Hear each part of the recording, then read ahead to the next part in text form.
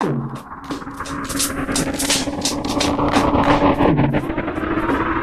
listening to Music Growth Talks, the podcast for musicpreneurs, with Andrew Apanov.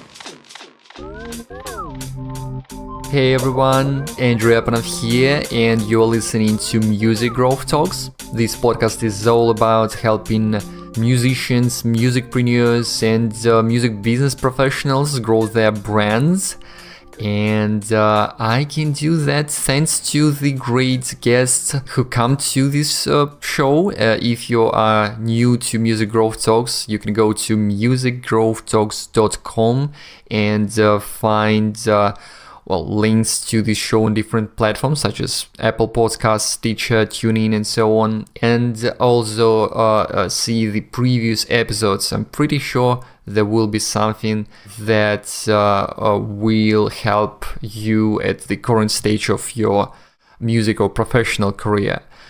So there is a lot of really cool conversations with musicians, music industry experts, tech startup founders, and so on. Today we are going to talk about radio airplay, or specifically how to monitor radio airplay and how exactly it can benefit you. It's never been easier thanks to one particular startup from Denmark called WARM, W-A-R-M, all capital letters. It stands for World Airplay Radio Monitor, just in case. And today's guest on this very podcast is Jesper Skibsby, the founder of the company, and he's going to share a lot of good stuff about how exactly their platform works, why it's available to everyone, and how exactly the data from this platform can help you out with earning more money, finding new territories to perform at, and so on. Without further ado, listen on and let me know what you think later in the comments on SoundCloud, as a review on Apple Podcasts, whatever you prefer. You can also drop me an email or tweet. We'll really appreciate your thoughts on that. Thank you. Jesper, welcome to Music Growth Talks. Really cool to welcome you to the show. Thanks, Andrew. I do have a bunch of questions to you, as you can imagine, about WARM and what you guys do, and about radio airplay and all this good stuff. But before we get there, do you mind sharing a bit of your background, maybe a brief story or a long story, whatever you prefer, and how you ended up doing what you do? Sure. Well, actually, I took an education in shipping. So I worked with ships, getting products from one port to another. And I started making some events in a Danish city, and they were pretty good. So somehow I managed to make more money out of the parties than being at the office. So I quit the office job and went full-time promoter. And then I kind of pivoted towards management and, the record label side, and I was also DJ at some point, but the problem was that I was not necessarily the best DJ, and I found out there were others that had a lot more potential. So that's how That's the story of my life. How I came into the management side of it. Then my brother was is still a very big DJ, so I kind of helped him a little bit, got into touring. So I kind of worked around everything from touring to management to running record labels, promotion, A&R, and everything in between. And at some point, I think it probably around 4 years ago or something, one of my bands I found out that we had a lot of action in a Polish radio station from other sources. And that was something that I was really interested about, because I didn't really see any other products out there catering for the upcoming segment, or, someone like me who didn't have any employers and was running my own company. We couldn't afford like IFPI certified solutions or the solutions that major labels has and publishers and so on.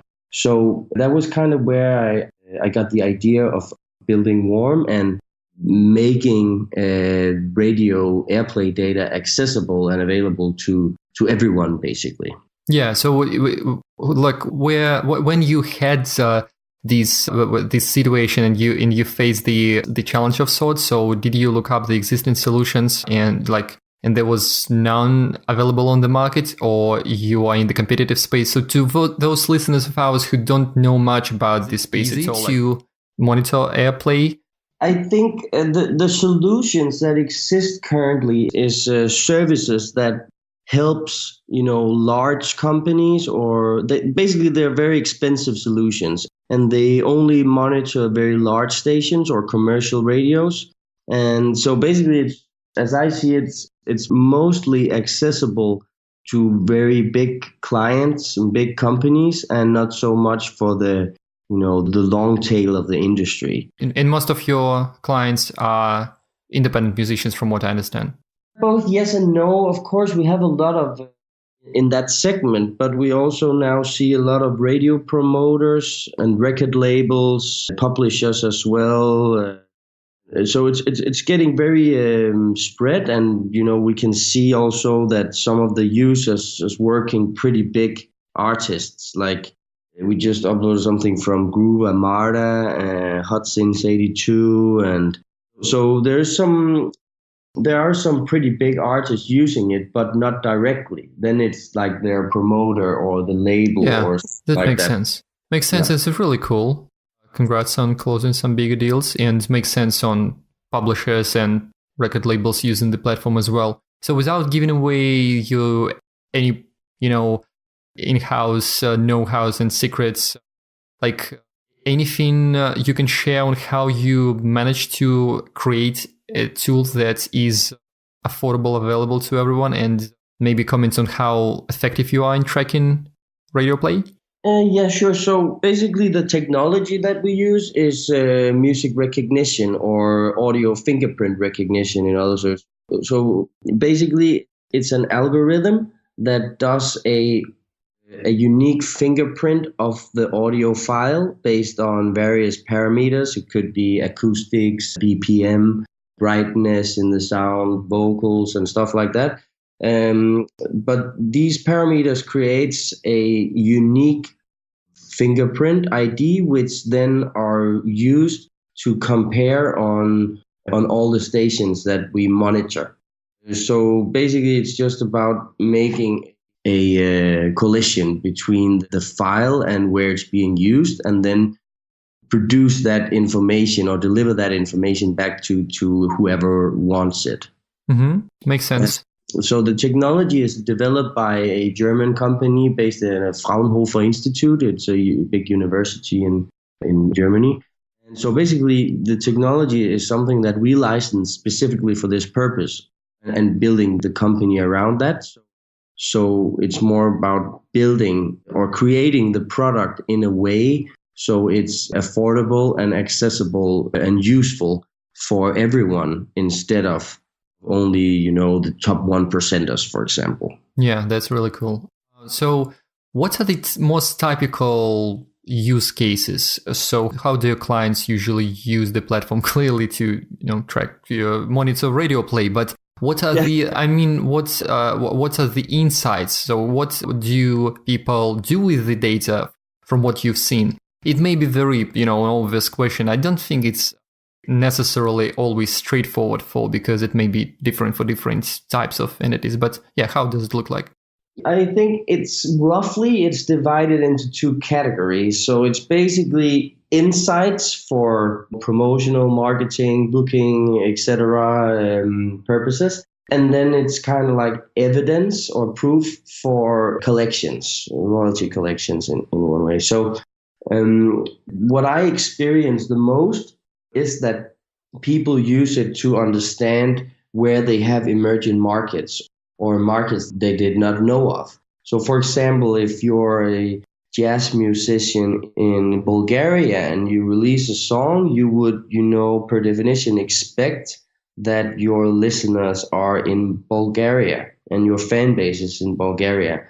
Maybe you have someone in Ukraine or other similar countries in that region, for example, but at least you don't think that you have any airplays in, UK or US or South America or something like that. So what we see is a lot of, because the existing solutions have only monitor for example, the big commercial stations in specific countries where they anticipate the airplays, people are missing a lot of valuable insights. And that's what we see now with our users on Warm, is that they suddenly find out that this jazz musician actually has airplays on a jazz station in Arizona or in, Connecticut or Bolivia or something. And that is, of course, extremely valuable for this artist, because potentially the royalties in that areas are, could be big or small, if it's a station, or they could be non-existing if the agreements in that territory is not good, for example. But regardless, they can use it for example, getting more airplays on that radio station, communicating with the radio station, and using that information to leverage to get, for example, a gig there. And that gig could potentially be more value than the potential royalties. But then again, you also have, for example, companies that publishers, for example, or record labels who wants to have evidence towards the organizations to actually try and collect missing royalties. And in that sense, what I experienced myself with the story from Poland was that actually the Polish societies that have agreements with this radio station, they never reported any airplays from my band. So I had to go to the Danish societies with my evidence, which they then took to the Polish societies as evidence, which then they took to the radio station, and suddenly they came back and found the exact amount of radio airplays. So that means that we are basically entitled to some money, which were not, no one knew of, because no one had reported it. The radio station hadn't reported it. Why? I don't know. It could be an intern who should report the music, and then they didn't know the name of the band or whatever. Everything could happen. And that's not the important side. The important side is that we find a way to kind of go from reporting to actually monitoring, or as I try to say, knowing. So in a short sense, what we see the most is that people experience traction and activity in areas they had no clue of. And then why is that? That is basically because music is global nowadays. And when something is online and released, it's accessible to everyone everywhere. And a lot of different, there's lots of different algorithms that recommend music, both on Spotify, SoundCloud, etc. Which means that if I release a song today, it could be exposed to a guy who is in, again, Brazil or Canada or something. And if he likes it and he wants to play it on a radio station, he'll just do that. And I will never understand or see that data unless I use something that knows what happens globally with my music, not only in a secluded area or in my local market, because that's what I anticipate, but really try to collect as much as possible globally. Yeah. Makes sense, and I appreciate you explaining that. I really like the examples you gave on following up with a radio station. Maybe considering touring the area where you see lots of radio play right away is not something you want to do without further additional research, but you can run some targeted Facebook ads and things like that to really test the market and see if there is this kind of big potential. Yeah, so that quite makes sense. I was about to ask you about reporting and to the local societies, to whatever performing rights organization you're using. Do you have any? So what you mentioned was a really great example of how to handle that. So do you basically recommend using this data and go back to the organization you're affiliated with? What are the other ways maybe to handle that if you don't see the same place reported that you see in Warm? Yes, of course. For example, in my case, I knew we had 500 airplays on one specific station in Poland. And I did my research. I knew it was a significant radio station. I knew that both Danish collection societies asked the Polish societies if they had 100% reporting from this station. And they said they had that. So I expected that they would collect this information. 2 years later, I can see that we haven't received any money from this territory via our organization. So for me, it was, of course, a natural way of saying, hey, I have all the information since the last 2 years, so why haven't received any money? And nobody could answer me that question, and nobody have still answered that question. Still, again, we don't even know how much money we are entitled to, but at least they found out that we were missing money from the airplay. So I'm not saying like the organizations in general do a bad job, but a lot of the organizations really should update their way of working and their way of reporting. Yeah, there is quite a few issues with that and how things are organized, and sometimes it's quite outdated approach and technology. So it's good to have a tool you can rely on to monitor these things yourself. Yeah, it's a little provocative for someone, but I really think that artists themselves should collect their own data sets and not necessarily rely on their label doing it or their publisher doing it or their organization doing it or whatever. Because it's like, if you're an artist, your creations is your work and your products, and you should take that responsibility yourself. I understand if you are, a major artist touring and all that, and you have a lot of people to handle that shit, maybe you can at least ask them how they do different things. But all the other ones, the remaining 99% of the industry, I really think that it's time for them to take the control of what's going on with their music and where and how they can use it, and make sure that the right people around them are using it. Because if you have airplays in a specific country, then, you can tell your booking agent to activate that country or that area, or at least try to.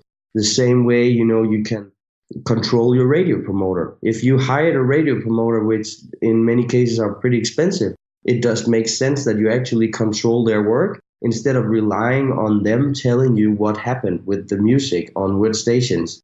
The same way your label can use it for promotional aspects and so on. So I think it's really important that especially the upcoming segment and the ones who are trying to be successful, that they value their key information and their data sets the same way as they value the music and the instruments and, everything else around creating good music. Yeah, I really like that. But I was going to ask you something else, if you have a recommendation on which songs to monitor. Clearly, you want as many songs to be added to the system as possible because it directly affects how much people pay you for the service. But do you have any recommendation on just if there is a fresh new album?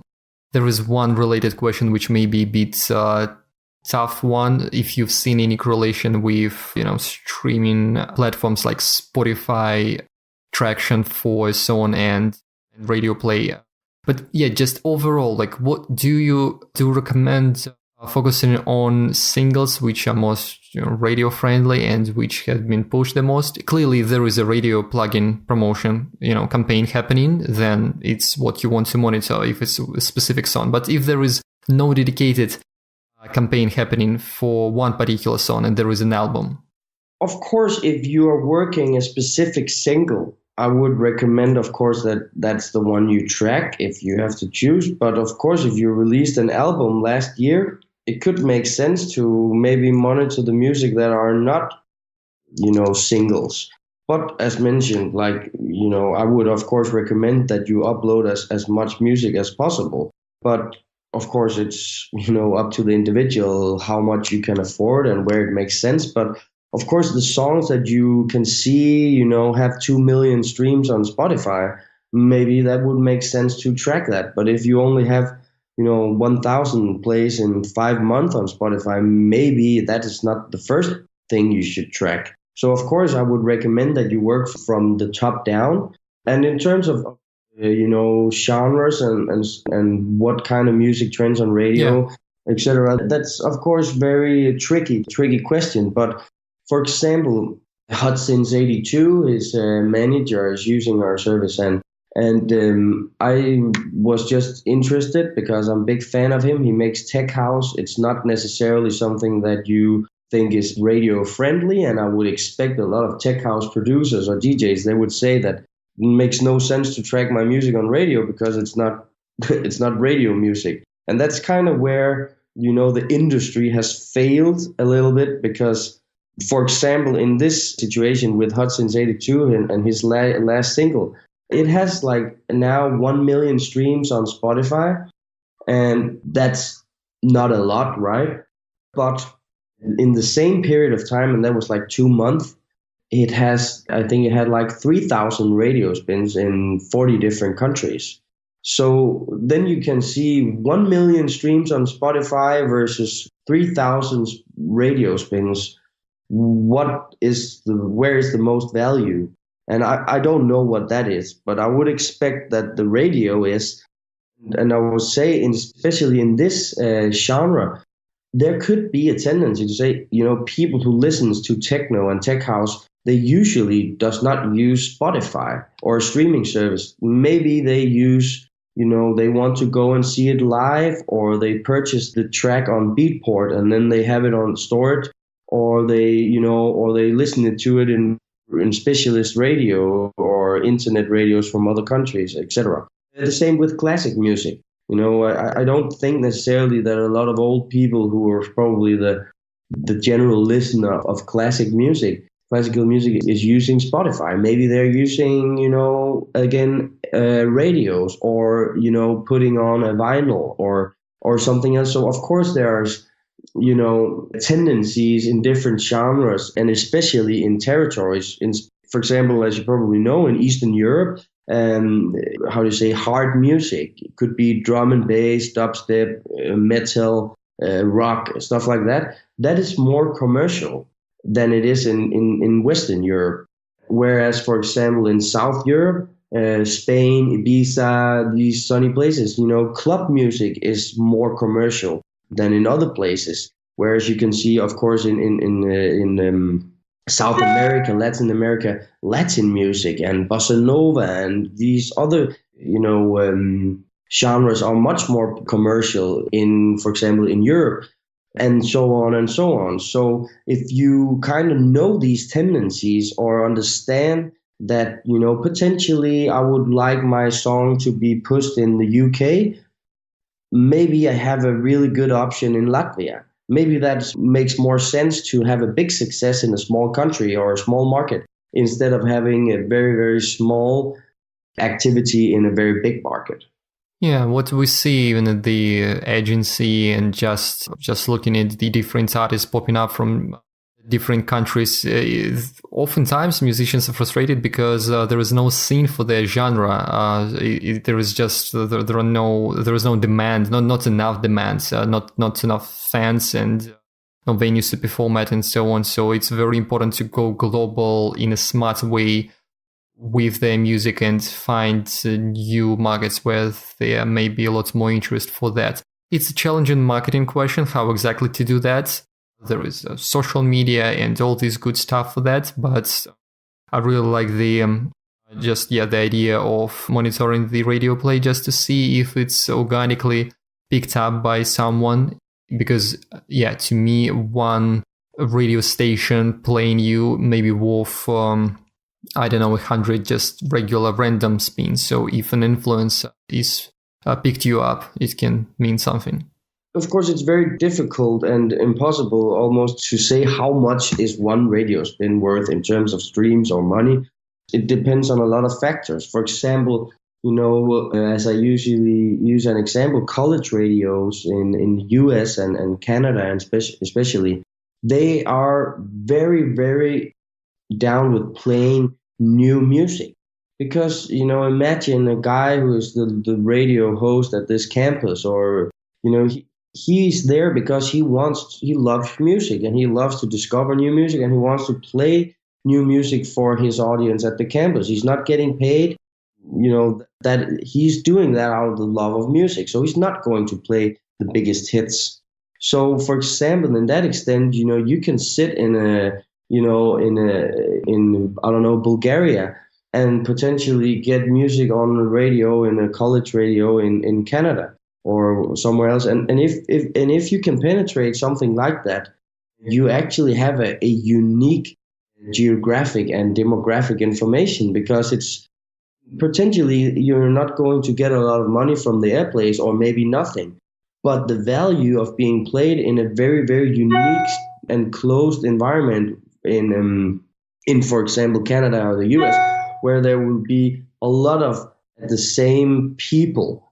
They're all between 25 and 30, and they all live in a very, close area, and they all probably have similar interests and so on and so on. You have actually some really, really good insights that you can use for, for example, getting a gig there or something like that, compared to if you just see like on Spotify, most of my plays are from Mexico. It's like, what do you mean Mexico? It's like it's the biggest city in the world. So in that way, you can use the data very intelligent, and even small stations can be very valuable. And then the next question is, what is a small radio station? Because, maybe from a major perspective, a college radio is very small, but if you make, electronic music in Latvia, maybe it's a pretty big radio station, the college radio in Toronto, for example. So it's also very individual, I guess. Not to offend our any electronic music producers from Latvia and listening to us right now. But no, your point is clear. That's a good example then. Yeah. No, that it does make sense. I would pay a lot of attention to smaller stations if I see some traction there, and I think they may be a lot more approachable. So it should be completely possible to find the person running a radio, or a curator, someone responsible for programming a bigger station or whatnot. Stations, like, so as soon as you have something, you can show that you have basically proof of something that is happening. You can then go to similar stations, either in other countries or in the local area, and use the same information to get more exposure, to basically prove that you have something going on. Like, we've just covered a lot of good information and topics here. Something that we talked about earlier, you mentioned tracking, songs that's from an album, for example, which may be performing well and so on. I think it's important to mention that there is some limitations to the data, to how long you store the data, how much in the past we can look, right? So if I've got an album released a year ago, does it make sense to submit any of the songs? Like, will I see past spins as well? Well, yes. So basically, whenever a song is activated, the historical data is available. The more historical data that you want, it's kind of the more expense, the bigger expense to storage the data. Therefore, the price will also increase. So in this version of Warm, we have focused around making it as affordable as possible. So you can have 1 month of historical data or 3 months of historical data. But theoretically, we can open up and, give you 4 years of historical data. Mm-hmm. It's not the right time for us to roll that out, but very soon you will be able to purchase a historical report, for example, for labels and publishers who are maybe not necessarily interested in real-time data, but just want, historical data. What happened with my song the last 12 months? So that is a new feature where people can just basically download a historical reports for as much data as we have stored. So good to know. Okay, good to know, and thanks for sharing. So this is a really neat feature. It's not something that's all users of yours will need, but it's still good to know. So you mentioned the different plans you've got. So as of now, clearly to anyone listening to these recordings maybe happening in the future, just go check out either the show notes for the links, so just go to warmmusic.net to check out the current pricing. But for those listening to us, soon after the episode was released. What's the current pricing model for WOM? The current pricing model is a bit different than other similar services. So I know that most people are used to paying, $9.99 or something like that, and then you get everything from an artist, for example, in other services. But ours is a little bit different because we're not using scraping, we're not using like cheap methods. It's actually a little bit expensive to handle the technology. But actually, for the individual, because it's per track or per song purchase, then it's quite affordable as I see it. So you can choose 1 month, 3 month, 6 month, and 12-month subscription. So basically the idea is that the longer you subscribe your song, or the cheaper it gets and the more features you get. So for example, 1 month is €6 per month, but if you subscribe 12 months, it's basically €3 per month. So let's say around €39 for a year. But if you sign up for a year, then you have, as mentioned before, 3 months of historical data available at all time. And you can also actually change the song once every month. So in case you don't have any more airplays on a specific song, you can just change the subscription to another song. So it's, of course, a little bit different than others, similar products. But I think it's important that people can choose the songs individually and not, have to pay for, an artist for 99 or something if that artist only have one song, for example. Makes sense. According to your pricing page, you also offer contact information of radio station on these long-term plans.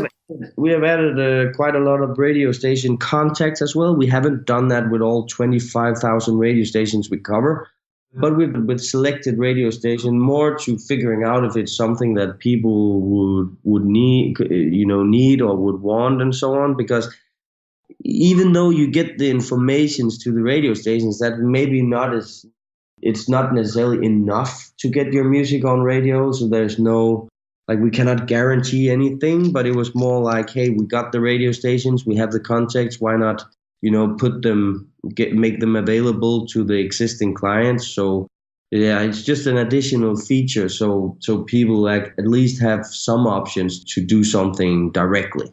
Got it. And no, the pricing model I think is very straightforward. So it's it makes sense with the per song submission. Really cool stuff too. So yeah, anyone interested, just check out the website and see if it's the right thing for you. One of my goals here was to get a better understanding of how it all works and what are the practical implementations, how exactly this information can be used. So evaluating the ROI, of every single tool is quite important for artists, and this is what many musicians ask us about when we, recommend a new tool, like how exactly it will pay off. So I hope that everything you shared will help our listeners and get a better idea of how exactly it can pay off. To me, it's quite clear. I mean, it's definitely may not necessarily be the best idea to submit a song for monitoring if you don't have any, traction at all, but then no one prevents you from trying it for like a month and seeing maybe you will discover something. What I mean, even if you expect nothing, you could get surprised and it would not cost you a lot. Even, now we have a free trial, so everyone can just try a month for free. So, you can make your own decision if it's worth continuing to pay for or not. That's really cool. Cool. Good stuff. Thank you so much for sharing all of these nitty-gritty details. I really like going deep into understanding how a platform works. All clear. Do you have any final recommendation to musicians in the first place listening to us right now in terms of maybe monitoring anything really, not necessarily radio play, or pitching to radio station or anything related? Well, of course, everything starts with, creating good music, right? And now we are in a very interesting situation in the music industry where I have heard everything from 10,000 to 30,000 new songs uploaded every day on streaming services. So I'm not sure what the right number is, but at least I can tell it's a lot. I think someone told me that what is uploaded on Spotify one day would take you 70 days to listen to if you did it 24 hours for 70 days. So there is just so much music out there that it is important that, of course, you create good music, but besides from that you collect the data and you understand the data. And I know data is not specifically a sexy word if you're an artist or a creator or you have an artistic mindset, but it is important that you find solutions that caters your needs to understand what's going on with your music, and not just looking at that information on how can I collect the money from that exploitation. There could be some other information that could be much more valuable. For example, understanding a market to see, hey, I can actually get gigs here. Like, as we all know, the live industry is where there's most money to be made. And if you're an upcoming artist, it's important that you also get some money out of it. So instead of trying to chase, difficult money through companies and organizations who are maybe not necessarily prioritizing you as an upcoming artist, it's about understanding what can I get out of this information. And if you, for example, can establish a personal relationship with a radio host, that is a tremendous value. But it's not necessarily something you can say, well, that's 10 euros worth or 1,000 euros worth. It's not measured that way, the way I see it. But I think it's extremely important that at least the upcoming segment and the new artists out there understand how valuable it is to collect all kinds of data, and not necessarily only radio, but also try to look, for patterns. If you can see something is trending on a specific city, for example, both on Spotify and on radio and, social media, etc., that's, of course, even better. And then, of course, do not underestimate radio, because we are in this, streaming world where streaming is, sometimes almost everything. But you should not underestimate radio. It is still by far the biggest medium, and I think it's around 2 billion people who listens to radio during a week. So it is, on a global scale, by far the biggest media for music. But so it's important that you understand that less can be more, especially if you know how to use your data. Totally. I just thought that it's interesting. It's a conversation, an industry conversation about radio, where we didn't even bring up the topic like if radio still makes sense, who listens to radio, and so on. I think it wasn't necessarily, because especially in the US and North America, radio is huge still, and I don't think we need to get into the topic, because yes, streaming platforms may replace radio eventually, especially as they hit the cars, and replacing radio receivers there and so on. But it's still huge. I don't think that. We don't know yet how the radio format will look, because, for example, in Scandinavia, we're going into digital radio DAB. So that means that it's also going to be a lot easier for people or for companies to actually create radio stations. And I think also eventually the fine line between what is a playlist, for example, and what is a radio station is, already now getting a little blurry. So I don't necessarily think that streaming is just going to kill radio as per se, but at least there will be some changes, of course. But it will just be interesting to see how it will evolve. Very interesting. Now we talked about that, so that's good. So everything covered. Great stuff. Really looking forward to all the developments, new features. Keep it up. Keep up doing a great job at WARM, and thank you for sharing how it all works and all the other insights with our listeners. Thank you so much. Thank you so much too, Andrew. Very cool stuff. Once again, if you haven't checked it out yet, go to the website for WARM, which is warmmusic.net. You can also check out the show notes, which I encourage you to do. Go to dotapmusic.com and find a blog post with the title of this show. As a reminder, this is Music Growth Talks episode 119, and you can also subscribe to the show if you haven't done so yet at musicgrowthtalks.com. If it's not enough links for you, then also go to patreon.com/Andrew Apanov and consider supporting this podcast and what I do by becoming my patron, which is just $1 per month. At least at this very moment when I'm recording this, who knows, maybe I will change something about the kind of rewards I'm offering. But if you become a patron now, you will be grandfathered into all the great bonuses and perks available to my patrons. It's just $1 per month. Thank you all for supporting me there. It means a lot. It just really is a massive way to show your support and that the content I share is helpful to you in one way or another. Thank you once again, and stay tuned. Really cool new episodes coming up, and as usual, also if you have any kind of requests or feedback, don't hesitate to drop me an email or hit me up on Twitter at MetaAndrew. Thank you. Until next time. You've been listening to Music Growth Talks with Andrew Apanov. Find more episodes and subscribe at musicgrowthtalks.com.